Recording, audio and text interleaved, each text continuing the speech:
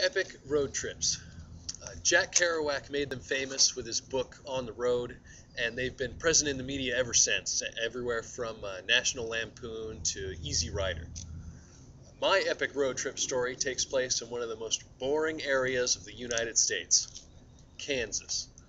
Little piece of advice: if you ever have a chance to drive through Kansas, go around. My whole trip began when I was 23. My roommate John and I decided to pool what money we had and take off. Our plan was to drive until half of our money ran out and then turn around and come back. The trip ended up taking us through 46 states and took over 2 months. The most memorable part of this trip was in Kansas. For those of you who've never been to Kansas, let me describe it. It's flat, like really flat.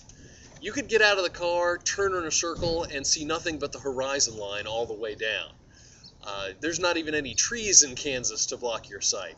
And we were lucky enough to drive through just after harvest, so there wasn't even any crops to look at. There was just nothing for miles. Even the wildlife was affected by Kansas. Driving down the highway, a rabbit started to hop across the road.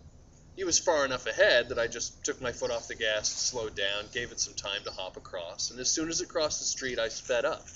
As soon as my foot touched the gas, it comes hopping back out in the street again. Kansas had suicidal bunnies. But don't worry, I swerved out of the way. After a couple of hours of driving through Kansas, though, I started to see where the rabbit was coming from. It was so boring, I could have probably driven through Kansas with a blindfold on, because even if I swerved off the road, there was nothing for me to run into. Just when I thought it couldn't get any worse, we passed a sign. Scenic view, 20 miles. John looks over at me and he goes, "Scenic view? Here? This we gotta see." So we keep our eyes peeled as we're driving down the road, but we don't see anything that looks like it could possibly be scenic. Just nothing all the way to the horizon. But as we drove, more and more signs would pop up.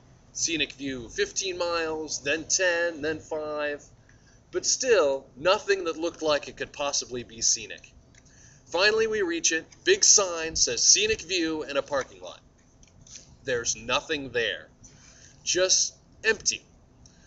Well, as long as we're here, we figure we might as well get out and stretch our legs. So we climb out of the car, and then we see it. The sign proclaiming scenic view was actually blocking the scenic view. And even when we did see it, we still couldn't believe it. One tree. Just one, and it was the most pathetic tree I'd ever seen. 4 feet tall, all the branches going to the left side, the 2 wooden support poles on either side to give it some stability, and a ring of multicolored rocks around the base. No bushes, no flowers, just this one tree. We could not stop laughing. We must have hung around in that scenic view for 3 hours. Had lunch under the tree, took pictures with it.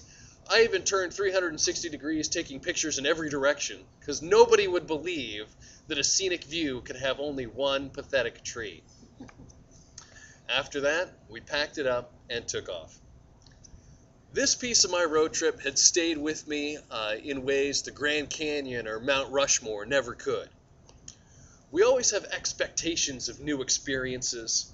I expected the national monuments to be spectacular, and they were, but I never expected Kansas to be so boring, and I never expected a one-tree scenic view.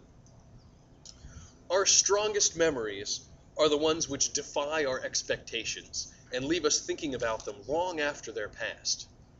I didn't find myself wondering why the Vietnam War Memorial was built. I knew why.